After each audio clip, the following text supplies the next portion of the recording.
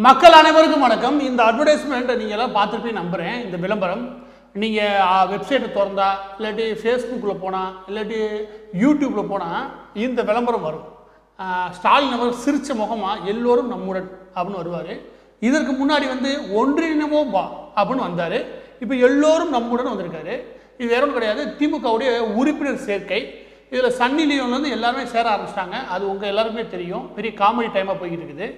இப்போ நாம் பார்க்க போகிறது இதுக்கு பின்னாடி, இந்த காமெடிக்கு பின்னாடி இருக்கக்கூடிய ஒரு முக்கியமான விஷயத்தை பார்க்க போகிறோம். அது என்ன அப்படின்னு கேட்டிங்கன்னா, நம்ம ஊரில் மிகப்பெரிய திருடர்கள் யார், மிகப்பெரிய கொள்ளையர்களின் கூடாரம் எது, இல்லை கொள்ளை கூட்டம் எதுன்னு கேட்டிங்கன்னா வேறு யாரும் கிடையாது, திமுக நம்ம கை காட்ட முடியும்.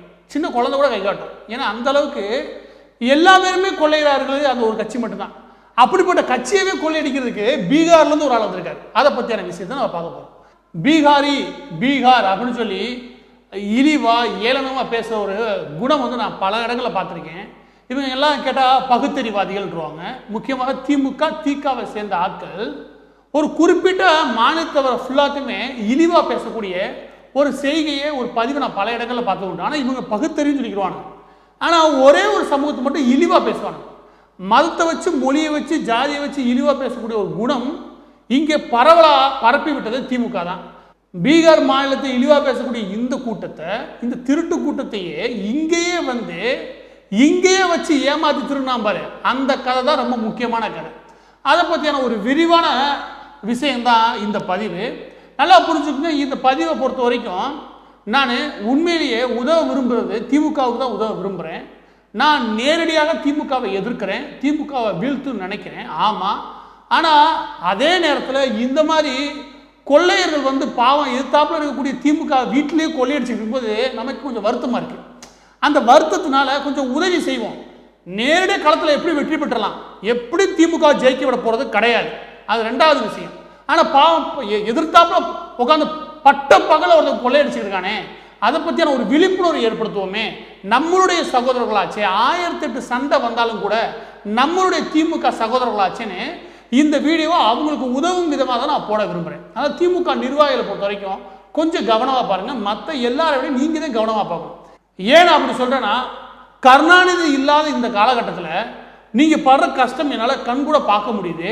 பலரும் புலம்புவதை என்னால் கேட்க முடியுது. அதனால் உங்களுக்கு உதவும் விதமாக உங்களுடைய குரலற்ற குரல் இருக்கு இல்லையா, அந்த குரலை தான் இப்போ நான் பேச போகிறேன்.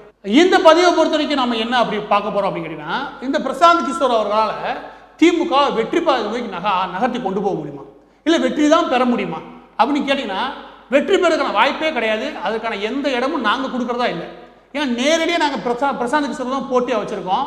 ஆனால் அதில் காமெடி நிறையா நடக்கிறதுனால அதை சொல்கிறதுக்காக இந்த பதிவை வெளியிடுறோம். அது என்னென்னா, இந்த ஒரு அட்வர்டைஸ்மெண்ட்டுக்கு மட்டும் எங்களுக்கு தெரிஞ்சு சுமார், அதாவது கூகுள் படி பார்த்தா, கூகுள் கொடுக்கக்கூடிய கணக்கு படி பார்த்தா கூட சுமார் 4,91,00,000 வரைக்கும் செலவு பண்ணுறாரு. இவருக்கு திமுக கொடுக்கக்கூடிய ஃபீஸ்ன்னு பார்த்தா, அதாவது பொலிட்டிக்கல் கன்சல்டண்டாக இருக்கக்கூடிய பிரசாந்த் கிஷோர் அவர்களுக்கு திமுக கொடுக்கக்கூடிய அந்த ஃபீஸ் மட்டும் 350 கோடி.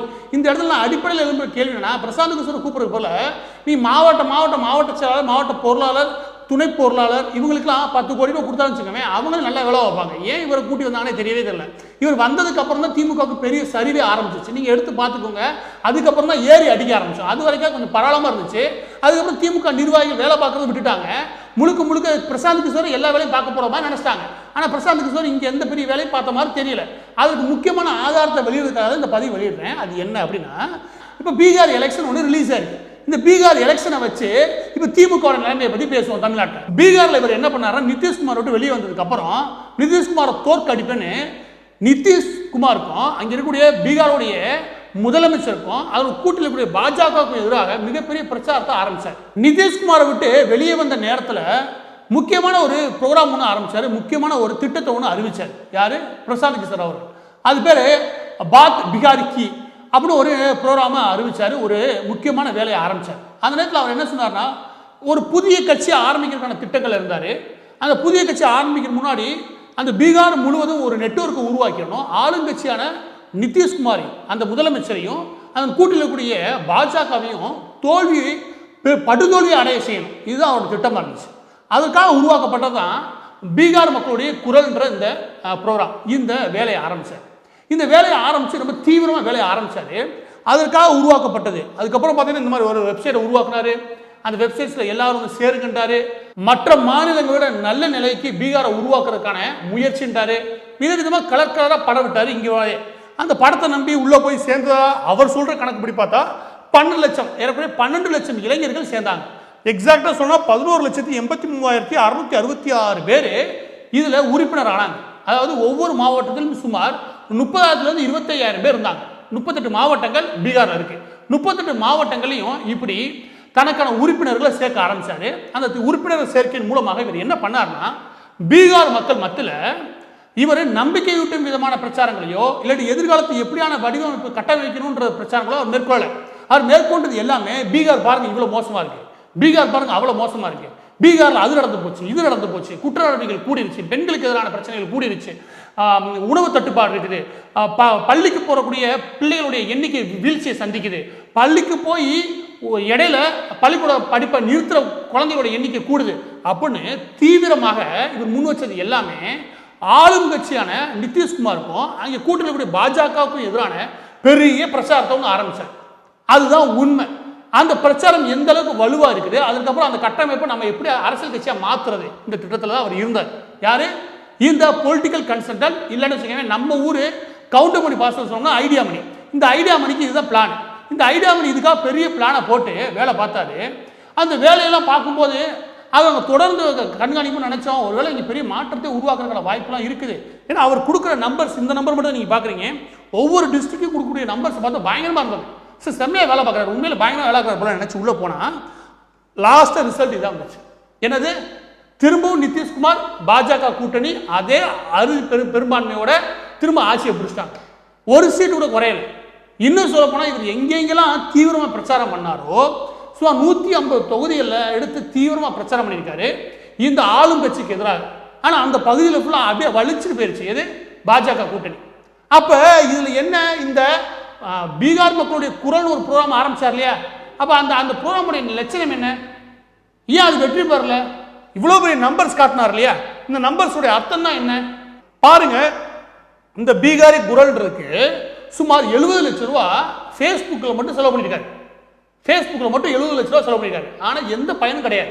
இதையே நான் இப்போ தெளிவாக சொல்ல வேண்டியிருக்குன்னா, அவருடைய சொந்த மாநிலத்திலேயே உண்மையிலேயே அவர் முன் வச்ச அந்த கொள்கை இருக்கு இல்லையா, அந்த பொலிட்டிக்கல் கன்சல்டண்டா ஐடியா மணி இருக்கக்கூடிய அவருடைய ஐடியாவே அங்கேயே பெரும் தோல்வியை தழுவிடுச்சு.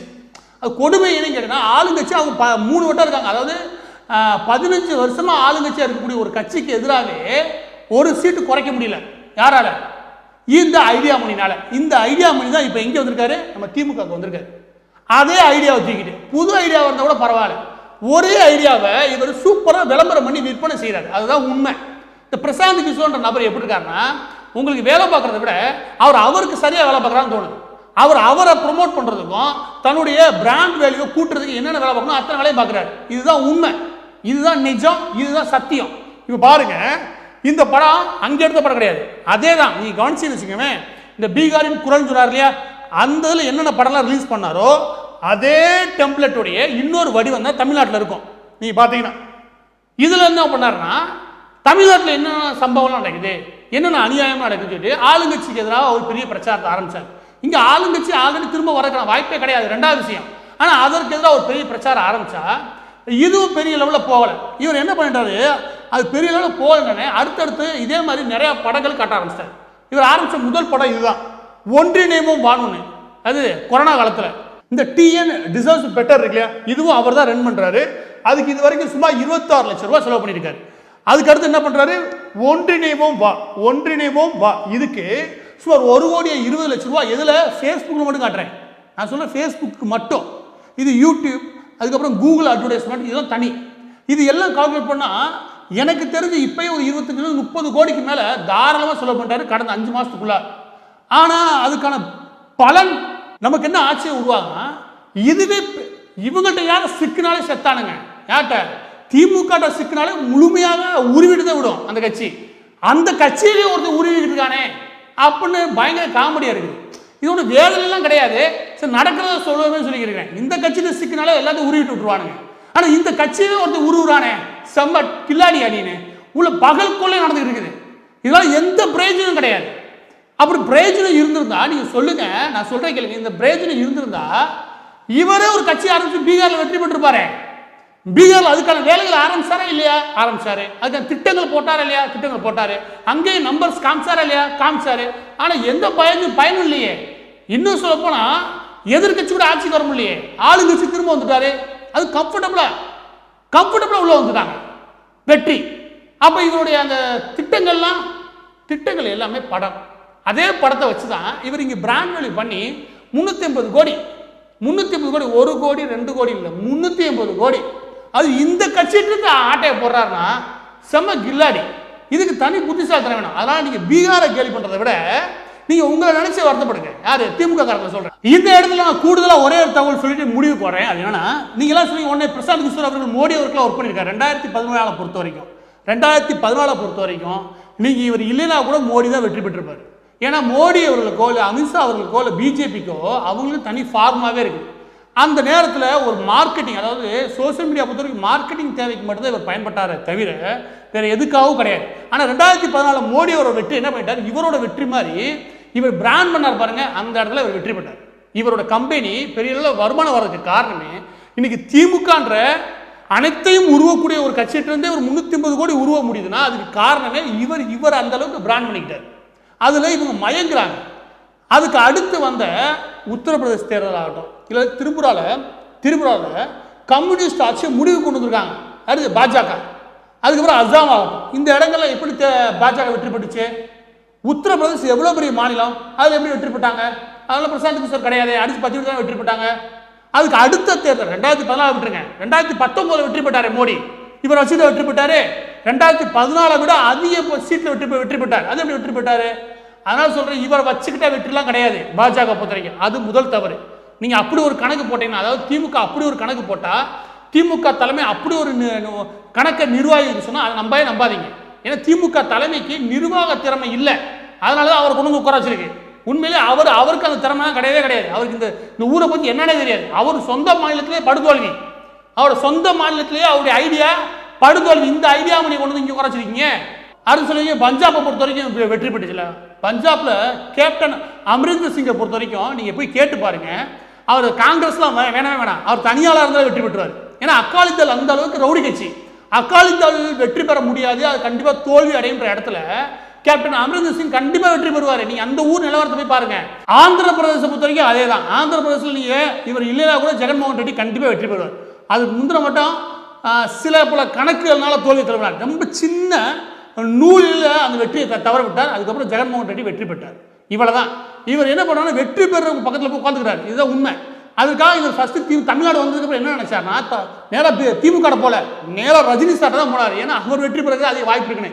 அங்கே போயிட்டோம்னு வச்சுக்கோங்க, இங்கே ஒரு வெற்றியை உறுதி செஞ்சுட்டா இன்னும் ஒரு 2 வருஷத்துக்கு யார்ட்டாவது காசை கறந்துடலாம் பார்த்தாரு. ஆனால் ரஜினி சாரை பொறுத்த வரைக்கும் இல்லை அப்புறம் பார்க்கலாம் சொல்லி அனுப்பிட்டார். அதனால தான் நேராக போய் திமுக இப்போதான் இந்த கட்சியில் முக்கிய தலைமைகள் இல்லை, அதுவும் கருணாநிதினு ஒரு முக்கிய ஆளுமை இல்லை. ஸ்டாலின் அவர்கள் சொல்லவே வேணாம், பார்க்கவே நமக்கு எளிய இலக்கா இருக்கு. அவற்றை போனால் 350 கோடி அடிச்சாங்கன்னா எப்படியோ கணக்கு போட்டிருக்காரு. அந்த விதத்தில் இவர் ஒரு கெட்டிக்காரர், அந்த விதத்தில் ஒரு நல்ல விற்பனையாளர், அதாவது நல்ல சேல்ஸ்மேன் சொல்லலாம். யார்கிட்ட போய் நின்றா என்ன விலைக்கு என்ன கிடைக்கும் அப்படி கரெக்டாக கணக்கு போட்டு தான் நேராக போய் ஸ்டாலின் முகத்தை பார்த்துருக்காரு.